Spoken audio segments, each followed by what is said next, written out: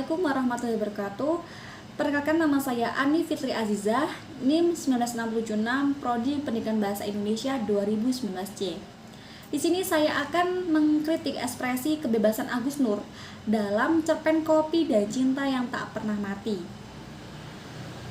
Dilansir dalam cerpen terbitan Kompas Minggu tahun 2015 ini menceritakan seorang pemuda yang menikmati kebebasannya usai keluar dari penjara. Tujuan pertama yang ia kunjungi adalah sebuah kedai kopi di pinggir kota. Ia ingin merayakan kebebasannya dengan menikmati secangkir kopi yang disajikan dengan cara paling baik. Pemuda itu mengamati sekeliling. Semua barang sama sekali tidak berubah. Hanya kursi dan meja yang semakin tua serta sebuah poster bergambar siluet wajah lelaki berkumis tebal yang terpasang dekat jendela. Tetapi kenangan dan masa lalu nampak jelas di pelupuk mata. Ada banyak pasang mata memandang pemuda tersebut saat hendak memesan kopi. Kewaspadaannya pun semakin terjaga. Ia harus menguatkan batin saat bertemu dengan anak muda penyaji kopi, anak dari seorang bapak yang ia bunuh 11 tahun yang lalu. Singkat cerita, bertahun lalu ia dikirim ke kota ini untuk menghabisi seorang pembangkang yang dianggap berbahaya bagi negara. Kota ini menjadi kota yang selalu rusuh oleh gagasan gila perihal kemerdekaan. Puluhan orang ditangkap, diculik, dan tak pernah kembali. Namun, bagi orang-orang di kota ini, kedai kopi bukan sekedar tempat untuk menikmati kopi. Kedai kopi selayaknya sebagai rumah kedua, tempat untuk bercerita, berkumpul, berbual, dan menyendiri. Juga tempat yang paling tepat untuk menyelesaikan masalah. Pertengkaran bisa diselesaikan dengan secangkir kopi.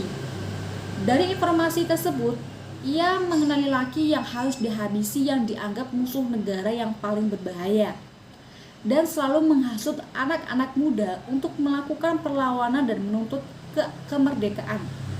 Lelaki itu hanyalah penyaji kopi yang saat ini menyodorkan secangkir kopi. Pemuda tersebut dan lelaki penyaji kopi pun duduk bersama, menyelesaikan masalah mereka dengan secangkir kopi. Berselisih menuntut keadilan karena ia menembak sang ayah, serta kesalahpahaman si pemuda yang berusaha meyakinkan bahwa dirinya tidak bersalah. Perbincangan semakin berat, keduanya sama-sama ingin menang dalam perdebatan, hingga akhirnya secangkir kopi pun dibiarkan dingin tanpa sentuhan. Si penyaji kopi pun langsung menarik kesimpulan bahwa si pemuda tak lain adalah seorang pengecut yang dihantui oleh ketakutannya sendiri. Si pemuda hanya terdiam, menatap langit gelap dan keluar dari kedai. Ia terus berjalan menuju kelokan, memandang kedai kopi dari kejauhan sebelum ia menghilang ke dalam cahaya yang remang. Nah, menurut laman indonesiakai.com, menurut cerpen Kopi dan Cinta yang Tak Pernah Mati ini menggambarkan kepada kita bahwa penulis Agus Nur juga mengalami masa-masa sulit, di mana tak ada kebebasan berpendapat pada saat itu. Hidup dalam lingkungan seniman juga mendidiknya untuk memiliki jiwa memberontak, tak terkecuali kritis terhadap kebijakan-kebijakan rezim. Namun, ia sadar bahwa ada keterbatasan dalam menyampaikan kritik. Lahir di tahun 1998, Agus Nur merasakan pengalaman berkarya yang berbeda-beda di setiap era pemerintahan, dimulai dari Orde Baru. Kala itu, tekanan-tekanan vertikal dalam menyatakan kritik dan pendapat begitu terasa. Terlebih ia juga aktif dalam pergerakan mahasiswa. Walau demikian, hal itu justru membuatnya semakin bergairah untuk menulis. Dari situlah lahir karya-karya satir sosial politiknya, salah satunya buku Bapak Presiden yang Terhormat 1998 yang saat itu disensor dengan diberikan judul berbeda, yaitu Peang. Dari masa ke masa, tekanan tidak hilang, hanya berubah bentuk. Bila dulu vertikal, kini horizontal, akibat adanya segresi sosial yang tajam. Menyikapi tekan-tekan tersebut, pria kelahiran Tegal ini punya cara khusus untuk bisa menyampaikan kritik. Menurut beliau, kritik tak sekedar disampaikan, tetapi diparodikan, diberi konteks tertentu agar situasi yang kita bicarakan jadi lebih kocak. Artinya, kita harus bersiasat. Kritik kita harus sampai tapi tidak konyol. Meski kini orang bisa berpendapat secara lebih bebas, bukan berarti menjadi liar. Beliau juga menjelaskan bahwa kebebasan menyatakan pendapat itu penting dan harus dijaga. Dijaga itu kita menyatakan pendapat dengan cara-cara yang elegan. Jangan sampai kebebasan berpendapat dicabut saat itu juga.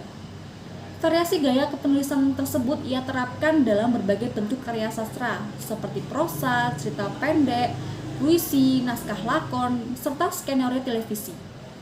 Hal tersebut tampaknya cukup efektif dan berhasil melihat banyak dari buku-bukunya yang menjadi bestseller dari tahun ke tahun. Sejalan dengan prinsipnya yang menyukai kebebasan, maka Agus Nur juga memilih jalan menulis untuk membebaskan diri dari kegilaan. Dalam hal ini, banyak karya beliau yang juga tidak jauh dari masa-masa revolusi, masa-masa pemerintahan Orde Baru. Maka dari itu, ia tuangkan juga dalam cerpen Kopi dan Cinta yang Tak Pernah Mati. Beliau deskripsikan sedemikian rupa saat tahun-tahun beliau tak ada kebebasan untuk bersuara sedikit pun. Pada saat itu, banyak sekali terjadi kekacauan di mana-mana. Banyak perusuh penyusup ke kota, menyerang pos keamanan dan menyergap pasukan patroli keamanan. Banyak yang mati, diseret hingga ditembak tepat di kepala. Namun, gagasan akan terus hidup di kepala banyak orang. Seperti halnya penyaji kopi yang meminta keadilan atas kematian sang ayah. Si pemuda yang berusaha meyakinkan bahwa ini salah, tapi ia juga tak bisa berbuat banyak lantaran tak punya bukti apa-apa. Ternyata diri kita sendiri memiliki batasan untuk mengutarakan sesuatu, untuk sekedar mengungkapkan kebenaran walau dirasa tak mungkin. Keduanya juga enggan berterus terang perihal sajian kenangan pahit yang ada di masa lalu, sehingga secangkir kopi pun dibiarkan dingin oleh angin. Melalui latar belakang penulis inilah yang membuat pembaca seakan bertanya-tanya perihal konflik apa yang sedang terjadi antara pemuda dengan ayah si penyaji kopi, atau bisa jadi kesalahpahaman antar keduanya sehingga menewaskan salah satu pihak dan pihak lain pun harus masuk ke penjara selama 11 tahun lamanya. Hal ini pun tidak terlepas dari gaya kepenulisan penulis yang memang menuliskan sesuai dengan apa yang terjadi pada saat itu. Genre kepenulisan Agus Nur juga selalu berubah-ubah, tergantung ditujukan kepada siapa dan untuk apa. Selebihnya, saya rasa memang menggunakan bahasa yang sangat sederhana yang mudah dimengerti oleh banyak orang. Seperti halnya penulis juga sebuah kebebasan serta perjuangan yang berat, maka Agus Nur juga mengatakan bahwa seseorang harus menjadikan menulis sebagai sesuatu yang ia pilih. Menurutnya, pahit, getir, gagal, berhasil, apapun yang terjadi, ini dunia dan profesi yang saya pilih. Maka kemudian, menulis menjadi sesuatu yang harus diperjuangkan.